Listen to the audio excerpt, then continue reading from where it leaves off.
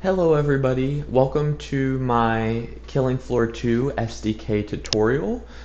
This tutorial is going to cover all the basics and initial setup that anyone has to do when going about making any type of Killing Floor 2 level. I will also be touching a little bit on landscapes, just some of the basics on landscapes, because depending on what map you're going to do, if it's going to be an interior focus map or an exterior map, you might have to be using a landscape. So I will also be showing you how to configure that.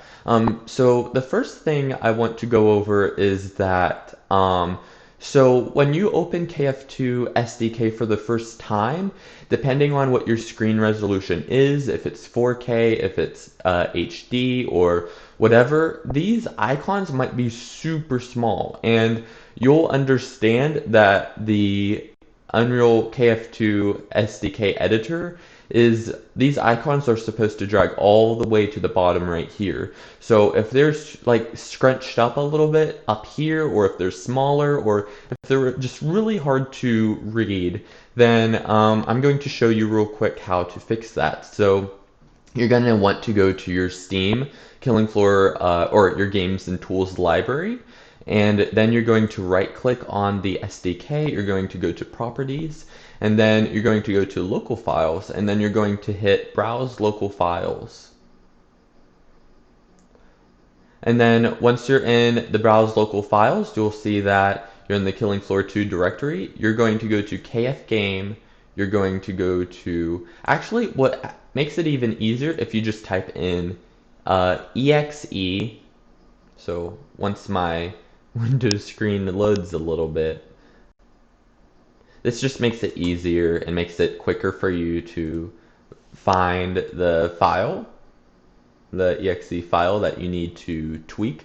And basically the Killing Floor 2 regular exe, like the game, and the SDK exe, those have the same controls. Even though they are two different exes, they do share the same controls. So whatever graphical modifications you make in the actual game will also show up in the editor.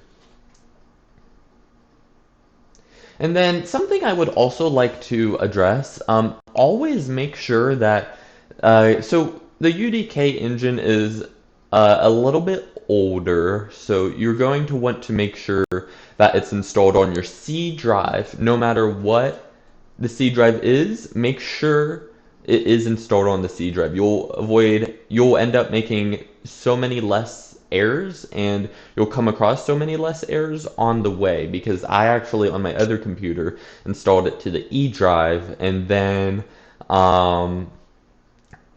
it wouldn't allow me to load up all of the files. So that's definitely something you want to do. So here we go. So we see a KF editor and a KF game. You're going to want to right click on the KF editor, and then you're going to want to go to Open File Location. And then, so here's the correct route. So it's Steam Apps, Common, Killing Floor 2, Binaries, Windows 64. And then right click on KF Editor, go to Properties, and then you can just skip all of this. Go to Details? No, I'm sorry. Compatibility. Go to Compatibility and leave all of this the same. You shouldn't really have to mess with this unless you're having Windows 8 or below. And basically you're going to want to hit Change High DPI Settings.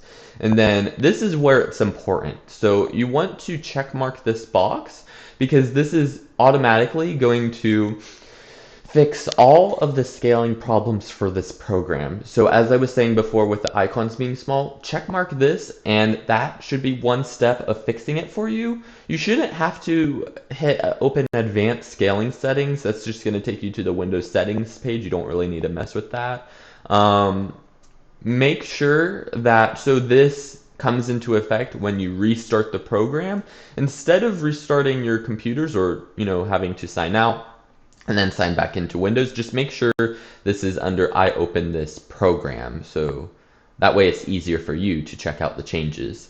And then where it says high DPI scaling override, make sure you have this marked, And then you can, what I recommend is going under System. If you go under System Enhanced, it is going to make the application a little bit more prettier and more so that 4K resolution. However, I've actually noticed there were some problems with the program. Some of the tabs weren't displaying correctly, and some of the loading options just were not present.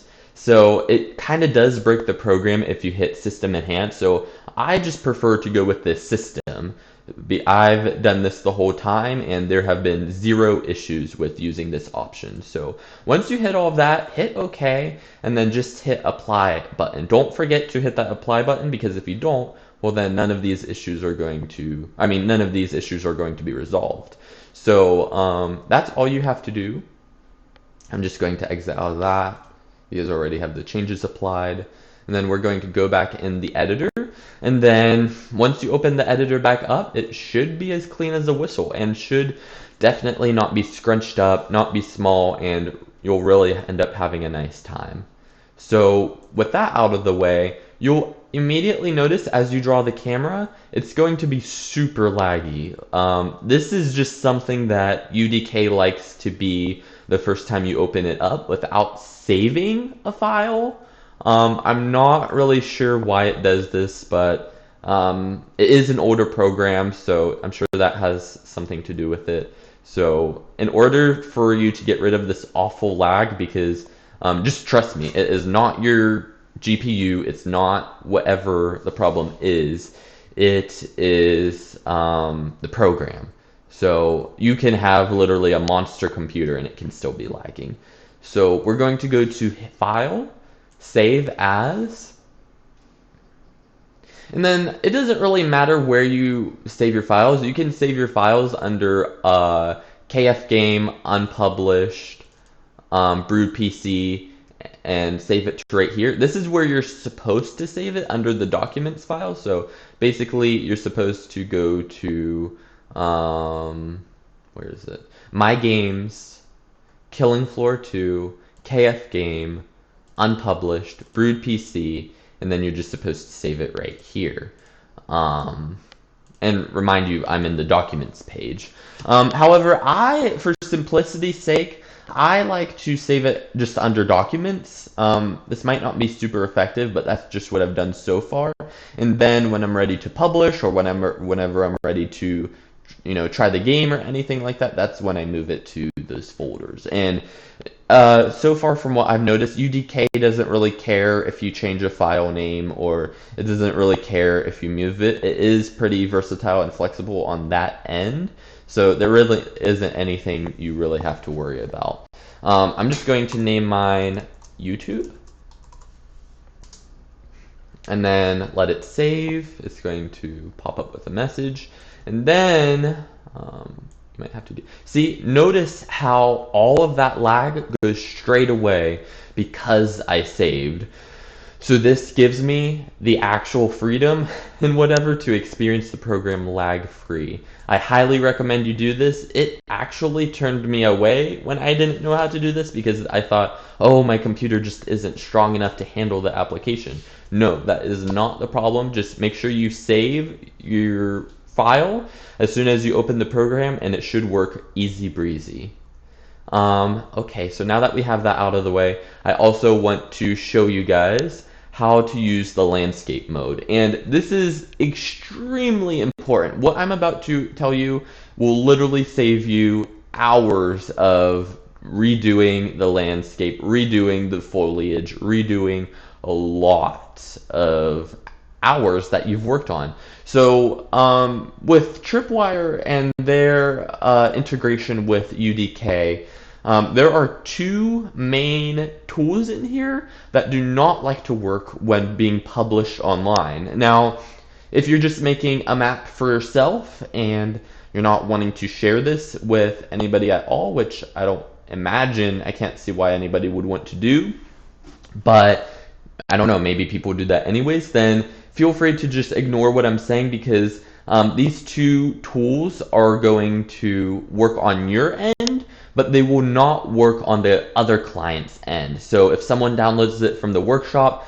they're going to experience missing textures and whatnot. And I'm going to get cut to the chase right here. The two tools you do not want to touch at all is the foliage mode and the terrain editing mode. Avoid these two tools like the plague, because these two tools will, first off, the foliage mode textures do not like to be saved when you are uploading to the workshop. All of the textures kind of just get lost, and when somebody else downloads the map, those grass textures or whatever you did with the foliage tool, they just will not show whatsoever, and you actually end up having to delete all of the foliage you painted, and you will have to start pretty much anew with the foliage, and you'll have to place everything in as static meshes. That's the best way how I've done my maps in the past course as I've been working with this program, is just using foliage as static meshes. That will save your problems immensely. So with that being out of the way, also do not use the terrain editing mode. I actually have not used this tool myself, but it even explicitly says on the Killing Floor 2 SDK wiki not to use this tool. I've actually have done the correct route and used the landscape mode myself, but I've never messed with this terrain editing mode. I also don't recommend you to mess with it either, because for whatever reason, Tripwire does not recommend you to use it. I really wish they just didn't implement these anyways, but it seems like something out of their hand. So you can use, if you do want any type of landscape in your level, you can use the landscape mode. However, I just recommend being on the safe side, and I would actually recommend, if you have Blender or 3ds Max or any type of 3D modeling tool, that you use that to make your terrain, and then exporting that as a OBJ or as a mesh file, FBX, and then getting it into UDK. Just because with the landscape mode, you cannot change it once you've already painted on it. So say if I've already applied a layer, so I'm just actually going to open this up real quick just to show you guys. So the first thing that pops up is the landscape edit tool right here, the window. There are specific components of, the quads you would like to implement. You just have to dial these in, and then all of the rest of the information should fill itself out. I'm going to do with 63 by 1. Let's see. Okay, so 63 by 1, and then you need to import your layers. Now this is very important right here. You need to import your layers and understand what the layer name, because this isn't really changeable later on. And then I'm just going to do something like, don't use what I'm using right here, but what you'll want to do is go to the Tripwire website, and you want to find what they use for their size, because they have very specific numbers that they recommend for you to use. So once you have this done, hit create landscape, and then it will create your landscape right here. And then you'll also have access to these tools right here. Now, if we go down here to the target layer, this is the area what I was meaning of having your layers. And I highly, so you have to hit on edit right here, and if we want to add a layer right here, so Tripwire has very specific mics, which are material instance components that they want you to use for their landscaping. I'm not really sure if you can use custom layers. However, from what I've read from the wiki and what I've read from the forums and whatnot, it is highly recommended to just use what Tripwire gives you for this instance. So the main MICs you can use is the grass texture. You can use water. I think I have to capitalize.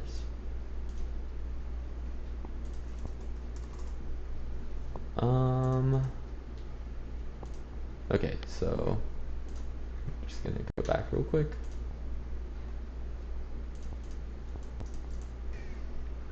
Okay, sorry about that, guys. So the reason why these textures aren't showing up is because we actually haven't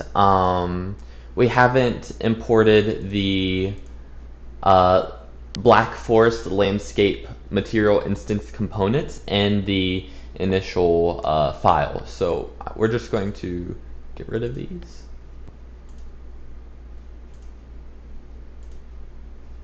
And then we're going to hit on none. And then we are going to get out of the landscape edit mode. We're going to double click on the landscape properties, and then we're going to go down to landscape. And then notice here where it says default physical material. This is where you're going to put in your landscape file. So we're going to go to the content browser. So just hit on this button to open the content browser.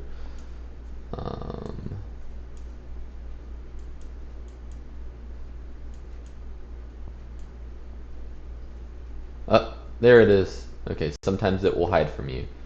Okay, so right here, we're going to go under KF Game, Brood PC, Packages, Environment, env underscore Black Forest. And we're going to right click and hit fully load.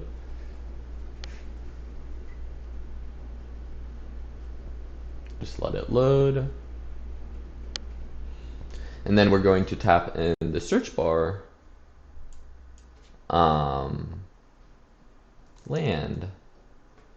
So this is the MIC that you really want to use. So just click on it. You don't need to double click on it, and then go to default phys material right here. Or actually, I'm sorry. Let's see real quick. I'm sorry, don't use the default phys material. Use the landscape material. This is what you want to use real quick. So once you have it highlighted in your content browser, hit the green button right here, and then immediately you'll notice the checker boxes go black. This is a good thing because we just assigned the landscape materials as necessary.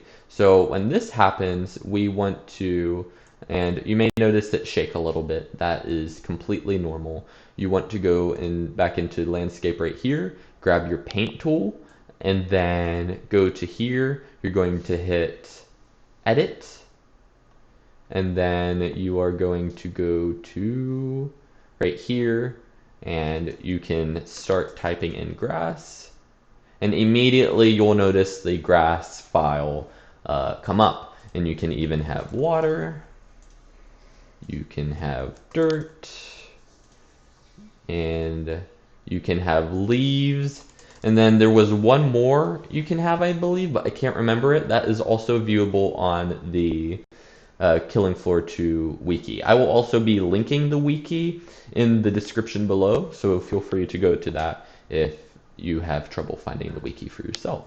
So just hit none. So once you have all of these configured, just click on them, and then literally hold down the control button, and then just click away and start painting away all of the black right here until you notice all of that. And you can even change your camera speed by clicking on this box right here, so I can go a little bit faster. We're just going to clean out all of that.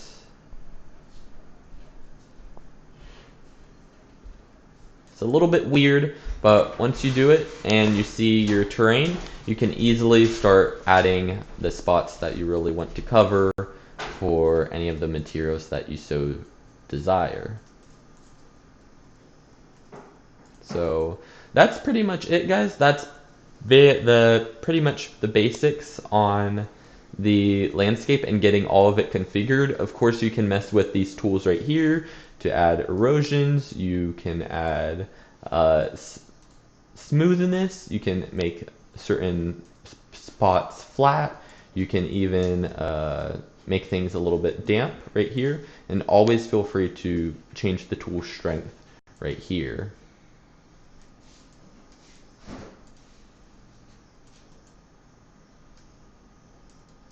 So that's pretty much it, everyone, and I hope you enjoyed this tutorial, and I cannot wait to see you on the next one. All right, bye.